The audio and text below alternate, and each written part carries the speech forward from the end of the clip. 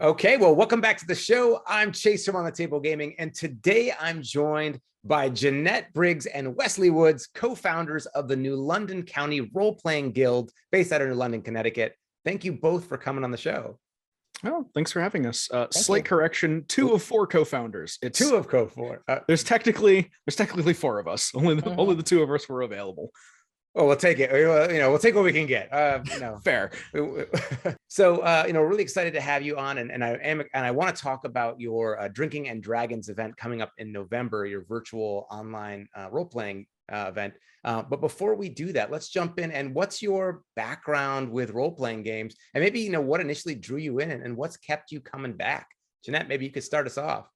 Oh boy, I like being first. Hi, I'm Jeanette.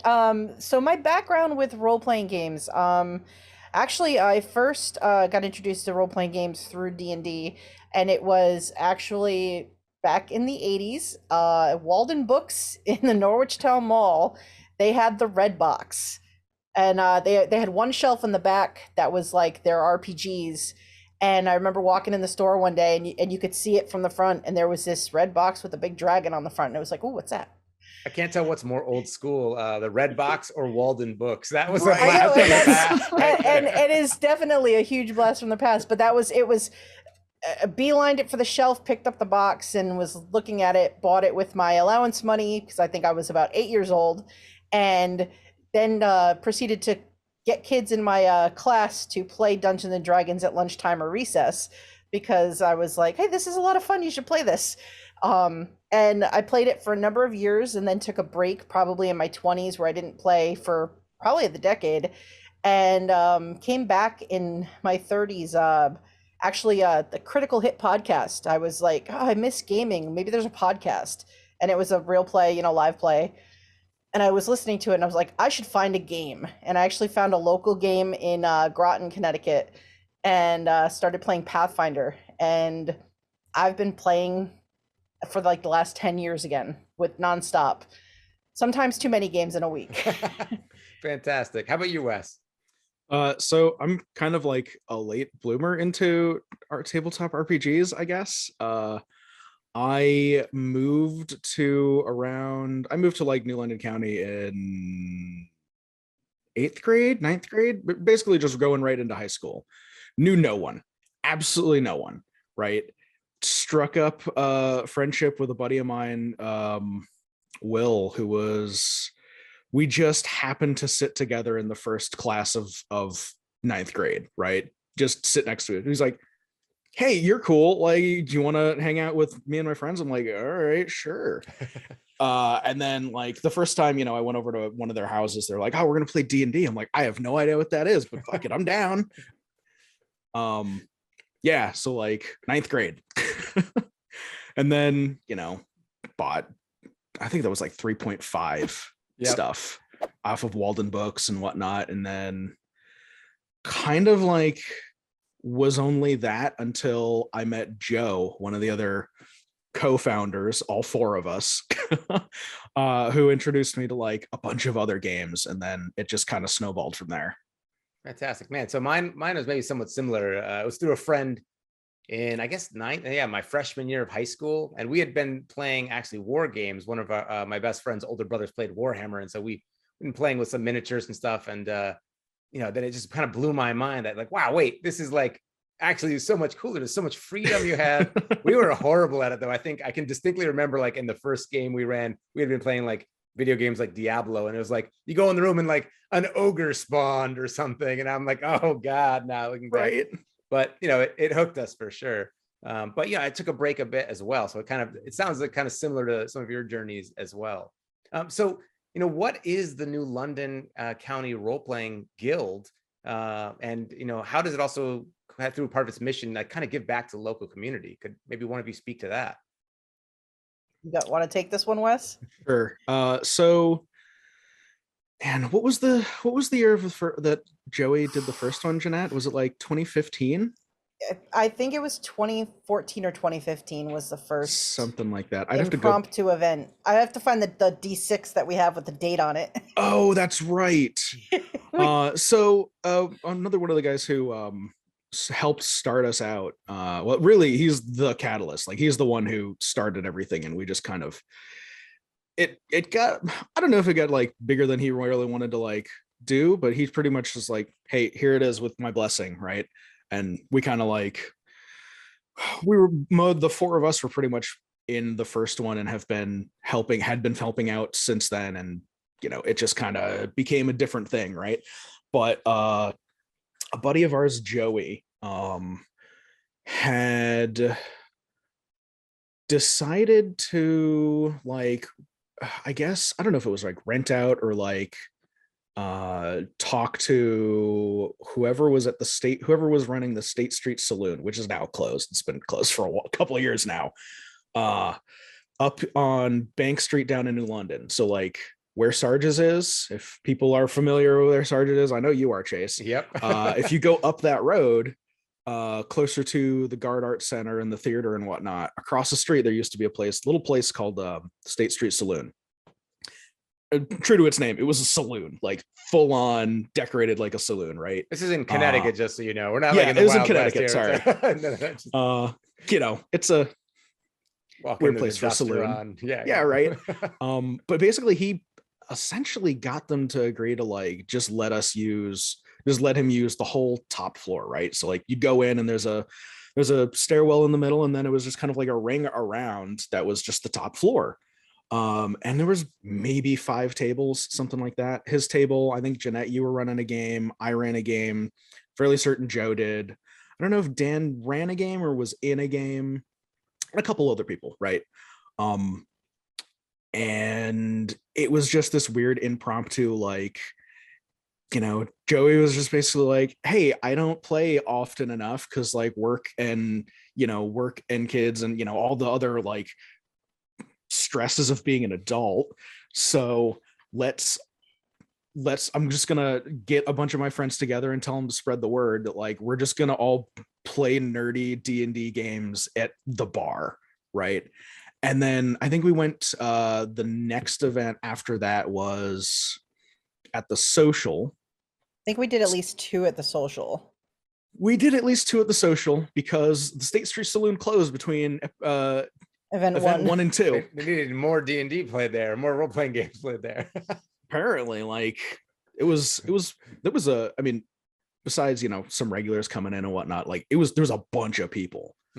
Because you figure, right, like 5 to 6 tables of 5 to 6 each. Yeah, it's a good crowd to have stuck in your place ordering drinks and food for like 4 hours. Yeah, right. And these role-playing games, they don't go quick. So you're I will say that at my table there were at least 4 or 5 pitchers purchased amongst our group. So yeah, you'd have some people just buying pitchers for the table, and then the food was good. Then we did the social a couple times. It was a little bit more cramped of a place because they were not necessarily it was not a place that was like designed for what we were really doing. We were kind of amongst the rest of the traffic of the bar itself, the restaurant. Right. We kind of were in a corner to one side, and they still were doing the restaurant thing at the social, which also included one time the DJ, which was not conducive to gaming. Okay, I can see how that'd be a problem. Yeah. However, it sounds like you guys have gotten things, going pretty smoothly. And you've had how many of these events now? Oh gosh. Well, I found the D6, so I can tell you. Yes. I found my. It's not gonna show because it's green. Oh no, not the green screen. I don't know if it'll show on my phone, but there we go. So that's the D6. That's the 6 side.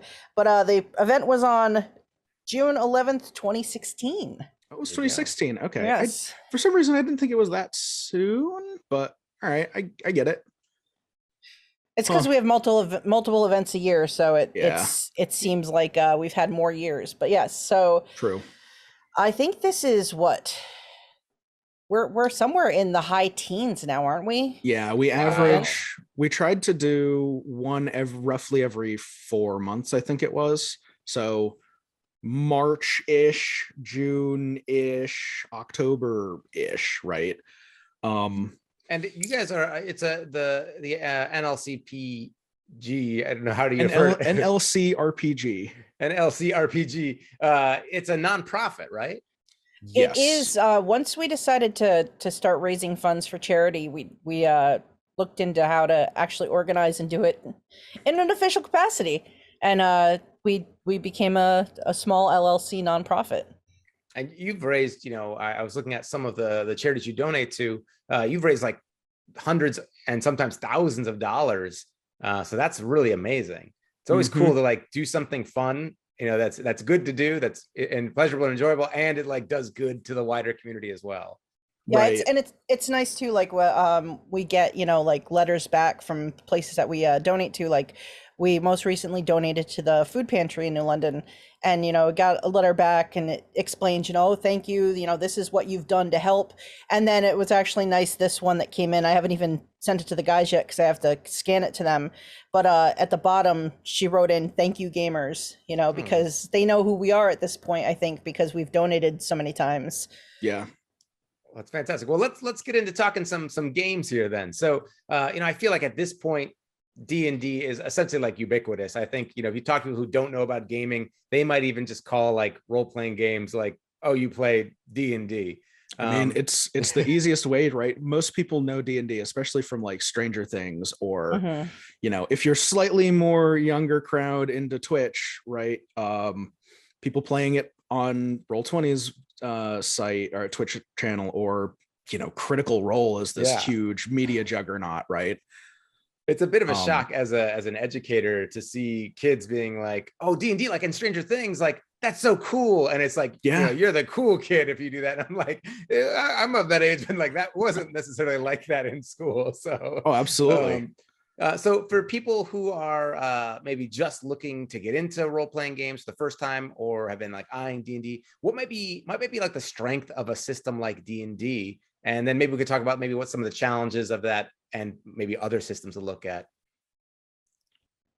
Jeanette, what might be? I was gonna say, you want to field this one starting off? Yeah. Jeanette? So when it comes to I think the strength of D&D, first of all, obviously it's the recognition it gets. It's the system that's been around, maybe not the longest, but it's just it's like, oh, you can say D&D and people know, oh, Dungeons and Dragons, or vice versa. And I think that it's easier to get into it because of the familiarity, finding players, finding people who, if you don't know how to play, they can teach you. Also finding live streams and things like that with games so that you can kind of watch and learn and get kind of the basics down, and then maybe find your own group to play with. I think that's kind of like what really brings you to it, because even like a game like Pathfinder, Pathfinder derived from D&D 3.5. When D&D switched to 4th edition, Pathfinder kind of took 3.5 and made it their own. So, but it's still, I mean, if you sit down and play it, it's, it's got that D&D familiarity to it. So it's just, I think, the popularity and the audience that really gives you a chance of finding people to play with. It's also, I mean, popularity. Yeah. It's also like the name recognition, right? Like I was, in fact, just yesterday, I was up for the company that I work for. Our union had a like camp out, right, at a place up in I think it was up in Voluntown. And I was just chatting with a couple people there, right? My dad goes up there and he's part of the union as well. And like, I was just hanging out with my dad, chatting, talking to some of his friends, and my dad had brought up, that he had seen the post that I made, because I'm the one who does all the social media posts.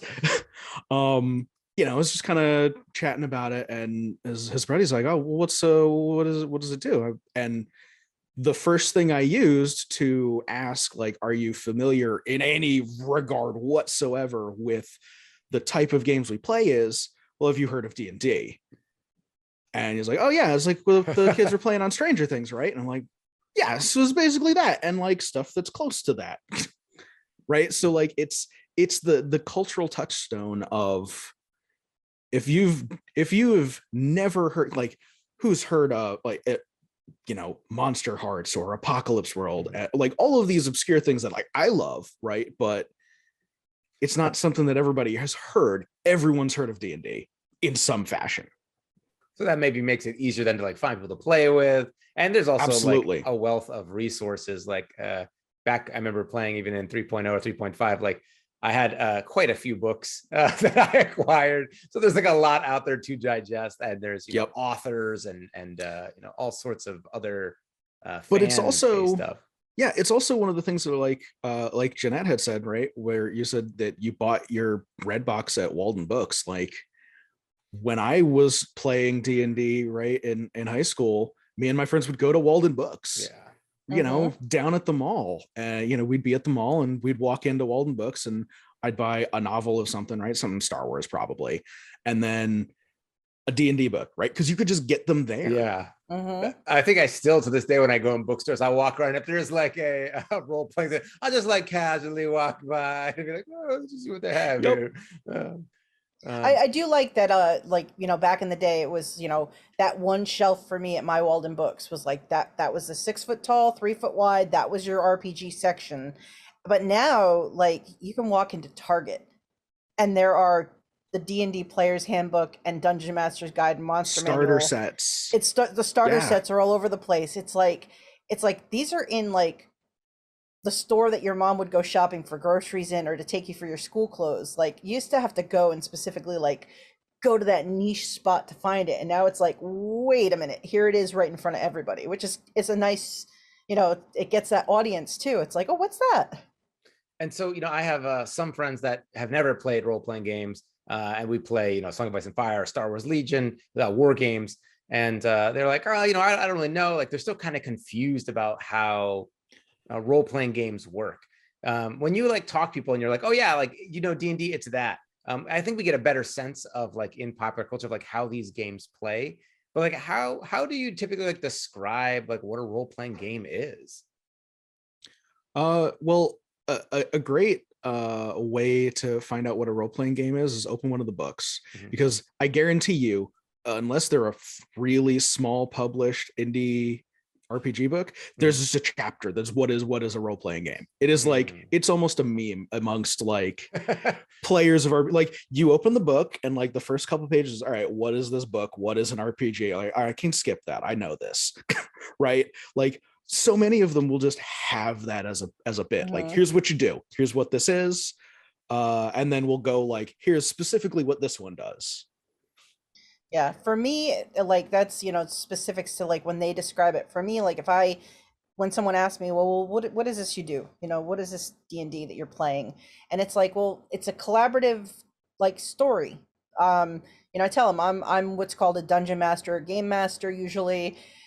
And I'm setting up, if it was the book, I'm setting up all of the locations, I'm setting up all the supporting cast that the main characters might run into. Like, you know, I populate the world with the possibilities of what could happen, you know, and I have a story in mind. You know, I have an antagonist or something that's going to happen that's going to set these characters that the players are going to bring to the table. And then I tell my players, like, you're going to create a persona, you know, it can be just like you, it can be somebody completely different.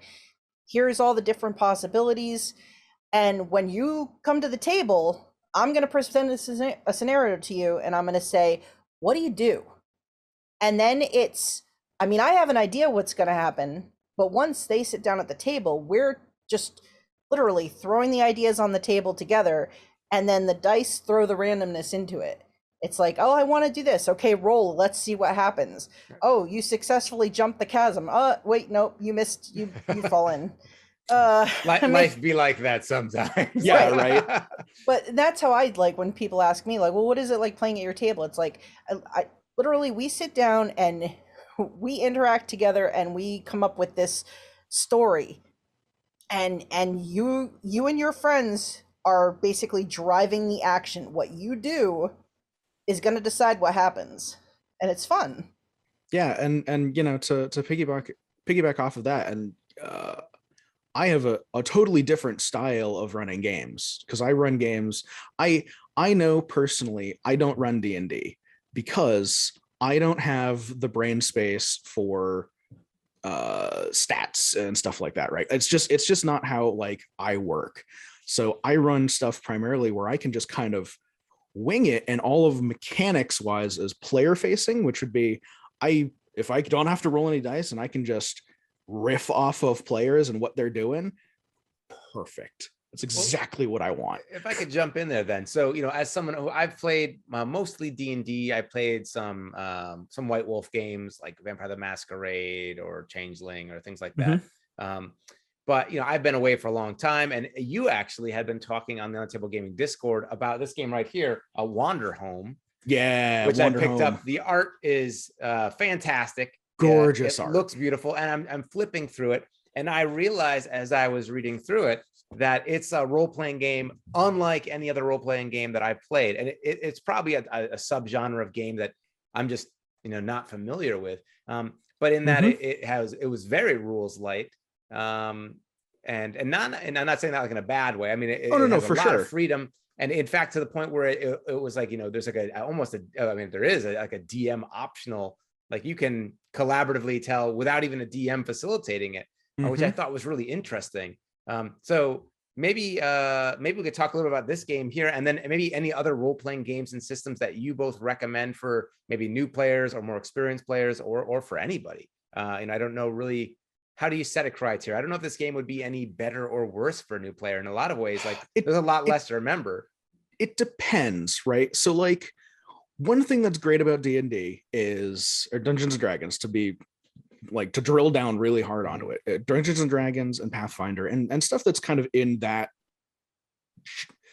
subgenre, I would call it, right? Of like the heroic fantasy, fight monsters, get loot sort of thing, right? Is everyone knows it. Sort of I'm not even really a downside, but it teaches you a particular way of playing role-playing games that not every role-playing game is suited for. So like you said, down every door, like right, like you said, Wander Home is totally different in that it has an option for no GM, right? But you can, and it's the GM option is sort of the recommended, like get people into it sort of option. But like, I don't know if you flipped through the book, right? There's the character archetypes, which people who for coming from D&D would go like, oh, like classes? Yep.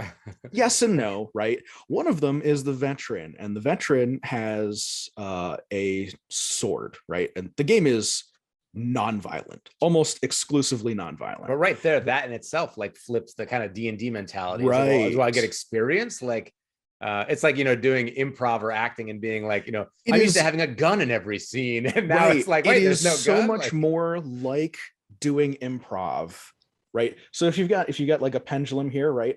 Improv is over here, and like D&D is over here. Wander Home is like here.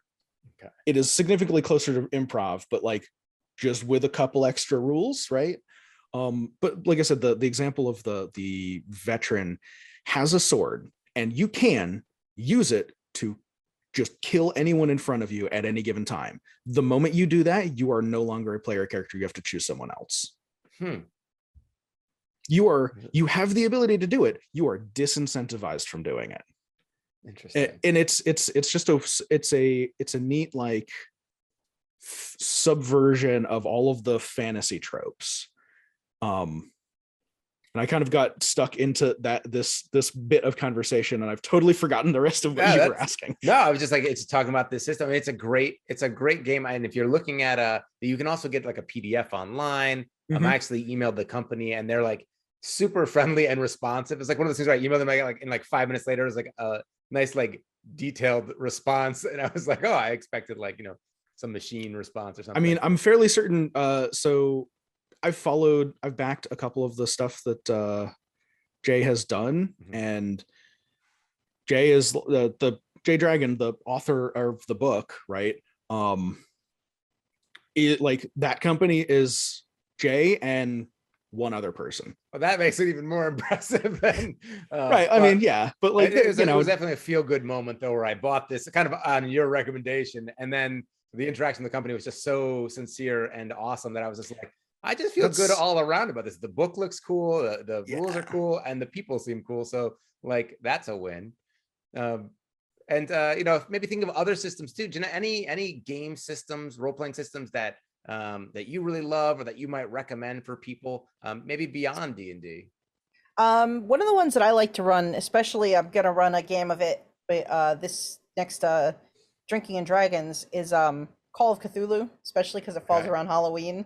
And it's Eldritch horror, and there's just the fun of like, putting your players into dramatic situations. But it definitely is a different mindset than say you would have with a D&D game, because with Dungeons and Dragons or games like that, like, you have your first level character starts with maybe less than 10 hit points or a couple over, but eventually like you have hundreds of hit points Right. at some point, and it's really hard for your character to get killed, and you just, like you said, you kick open doors and go and just fight the monster. With Call of Cthulhu, you probably have 11 hit points to 14 hit points maximum, and you can get killed very easily. It's set in the real world. Your character is an investigator who's a real person. You don't have superpowers, and there's just a lot of really random weird stuff going on that at any time could either drive you out of your mind or could kill you instantaneously. So running in and kicking open the door, probably not the best idea in that system. It's but like it's real life, fun. but worse. I was like, Yeah. I mean, and listen, there's madness and even worse monsters in this world. Call of Cthulhu is one of those games where, like, you look at like, you're like, I can shoot Cthulhu.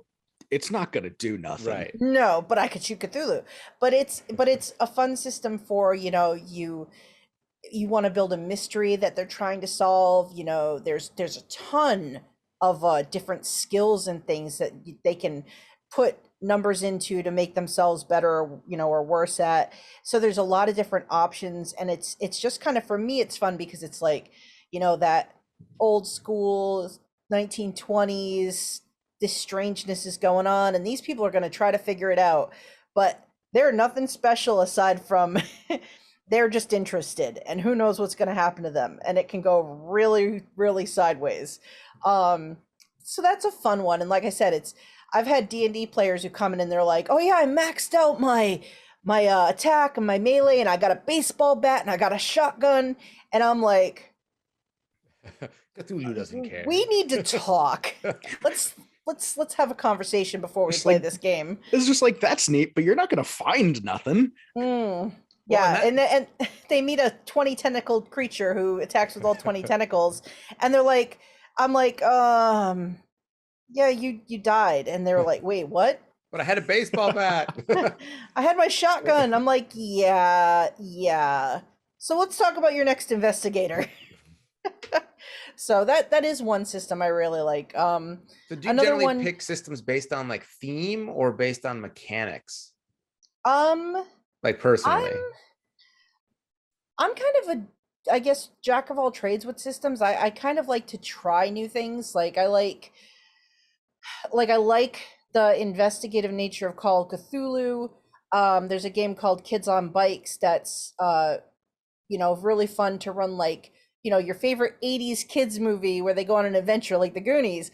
It's really fun to pull people in, and it's kind of collaborative because you help create like your little small town together, and players throw out, like, you're like, well, who's the high school principal, and they throw out a name and a description, and that's canon, that's who it is, and the players come up with town rumors, and then as the the keeper, or the GM, you can kind of like take their rumors and spin them into a story for the kids to investigate, and that's really fun.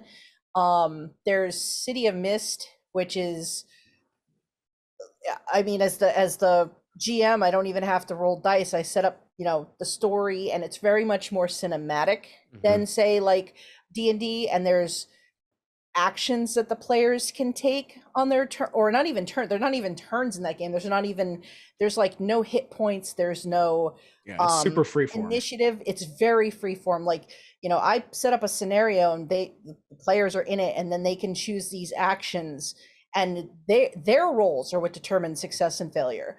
I can kind of up the ante. Like, if I warn them something's coming and they don't do anything about it, I can do what's called making a move and make it even more dangerous for them. But everything is really driven on the players, and it's cut into like scenes, almost like a comic book, like you jump scene to scene and everybody gets a spotlight. So I like the different systems. Like, you can do so many different things. I feel like one of the things that I've struggled with is that because I mostly played sort of D&D and approached it kind of coming from war games, I've always been really nervous about transitioning to other game systems. Like I get it, you're just like telling a story, but at the same time, it's like, oh, it's so much easier or comfortable to be like, well, like, what do you do? It's like I hit the thing like with a stick, or like, you know, and it's a very clear choice. Do you ever have like I don't know, when you play games, when you have maybe new people come to an event, like any tips for new players coming to a more like open-ended game? Or Don't be afraid to be bad at it. You can't be bad at something you've never tried. oh, Yep. that makes sense. I feel like that's I've definitely missed your last Drinking and Dragons event I was aware of, because I was like, oh, I don't know, like, do I know what I'm doing here? But I'm like, you know what, this one's coming up, I can book off the time, and like, I think I just jump in, and I guess you're right, maybe I'll just be bad at it and be like, all right. Like I said, you can't be bad at something you never tried. Exactly. I had a friend who wanted to come to so many of our events and kept like not doing it, like excuse. And then finally, like, she's like, I'm gonna come play at your table this time. And I'm like, oh, and I was running a Cthulhu game, and she had never played any tabletop. And she came in and she picked, I had pre-generated characters to make it easy for everybody. And she picked this character, and it was a gangster.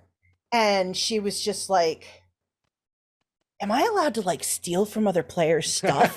And I'm like, do you want to? And she says, I kind of want to. And I'm like, all you have to do is tell me you want to, and we'll walk you through it.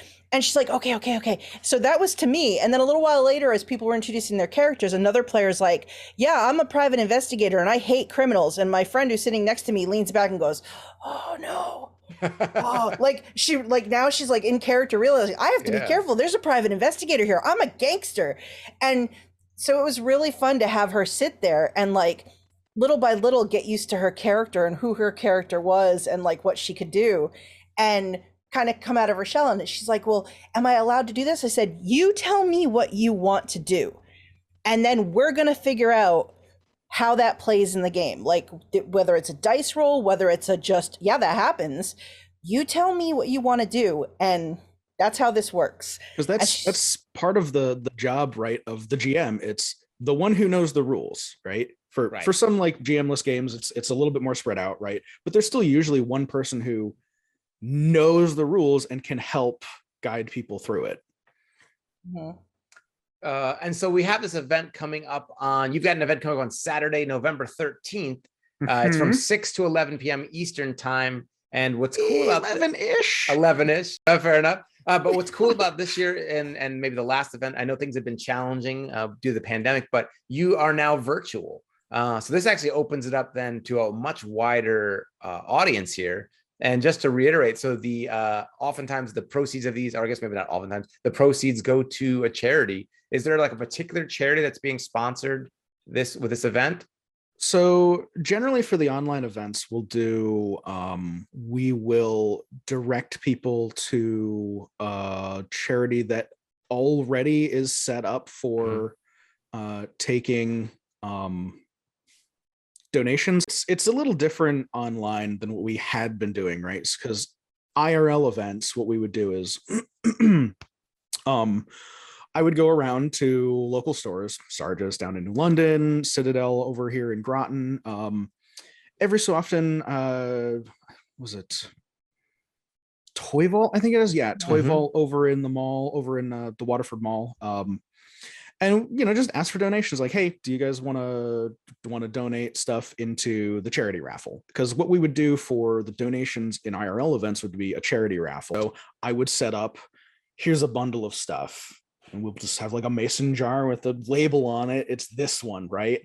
Next one, here's a bundle of stuff. And here's a mason jar with the right. And then we would take all of the proceeds from the raffle as charity donation. And you've worked with, I see you've got Guardians of the Purple Heart, Vets, Safe Futures, Horses Healing Humans, the New London Area Food Coalition, Out CT, and True Colors. So you've donated to quite a few places. Those are all like fantastic charities. So it's great to see you, bringing this sort of a cool like charitable component to gaming, right?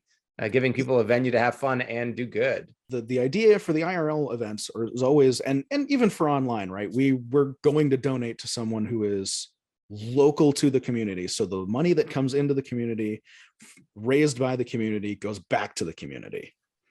All right. Directly. So, I mean, that's a fantastic, and people online, you can jump in and help support, somewhere across the world, but it may seem far away, but it's local to me. So you're helping my local community too. And it's just it's sometimes just nice to help people, regardless of where they are. Right. So if you're online and maybe you follow On Table Gaming for A Song of Ice and Fire or things like that, but you also like role-playing games, you're going to want to check out this event on November 13th. And so, I want to make this an effort to make this my first one. So how do I do this? And, for someone who's a little bit nervous about jumping into role-playing games, there's going to be a bunch of different events being run. So I'll have to sign up for a particular table, or how does that work? And do people typically do it like by themselves, or should I like bring a friend, or what might that look like? Jeanette, if you wanna start fielding this one. Yeah, you're the one who actually sets up the website for the player signups. Yes. So the way we do it is, we have a Facebook page for NLC RPG and for Drinking and Dragons. We usually post an event listing that, hey, this is going to happen on this day. And we put out a call for GMs to submit what kind of games they want to run to us, so that we have an idea of what kind of tables we're going to have. And we create an Eventbrite page. And each table is listed. The GMs tell us how many players they're going to be able to seat, and we create the Eventbrite with the description of the tables. And the online event is, we don't charge any kind of fee because there's no cost to us to run this. I mean, everything is online, so we've made it completely free. You just have to log in on the day that the ticket go on sale and pick up your tickets. We generally limit a purchase to 2 seats at a table, because we have had in the past, in early events, entire groups of 5-6 friends just buy out a table. Gotcha. And while that's great, it's like we kind of wanted to push that community feel. Yeah. Like, you should really intermingle. Like, your friends group can play every week together, and it's cool if you get like 2 or 4 of you guys at the same table, but we don't want someone to miss out on a table because you were online right away and you took the whole table away. Gotcha. So a chance to meet some new people in the community as well. Absolutely, yeah. Spread it out. But yeah, so the Eventbrite goes up about, we usually have it online about 2 weeks before, 3 weeks before the actual event. The tickets go on sale the week before, and they sell for the week. Like, they're available up until like the Friday night before, so that we can get an idea of who's at what table and what kind of tables are filled up. Seats are still available. Like, if somebody contacted us on Saturday and said, oh, the Eventbrite's closed, can I not play? Hey, here's the tables that are available. What do you want? Like, you're still welcome. Like, we call it walk-ins. And but that's how we kind of make sure that, you can get a description of what we're doing and kind of decide what you want to play. And then that's how we know, okay, we've sold out the seats for this table. Well, that sounds fantastic. So if people are listening in and they maybe want to catch a game with me, maybe if you're a veteran role player, you can help me out at a table. I'll be there on November 13th. And, in the meantime, where can they find more about the New London Role-Playing Guild? nlcrpg.org. And with that, we'll wrap things up. Thank you so much for both coming on. And if you're listening, thanks, Chase, for having us. We hope we see you at this event. And in the meantime, hope you get your miniatures on the table.